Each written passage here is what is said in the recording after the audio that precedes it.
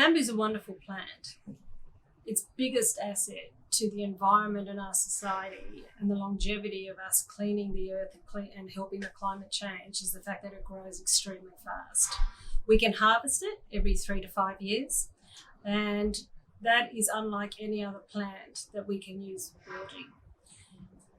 It produces 30% more oxygen, and it sequesters 4 times as much carbon as any other plant. So just that in itself, besides everything else, are amazing elements if you consider what we're looking for.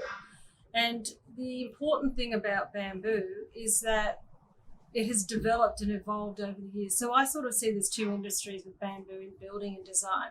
We can take its organic form and we can bring the designers and architecture to that organic form and use it exactly as it is and understand its strengths, its possibilities, and then develop design around that and utilize it. The other side, which has been really exponentially growing, is that we take the bamboo and we remanufacture it and develop an engineered product that looks very similar to timber.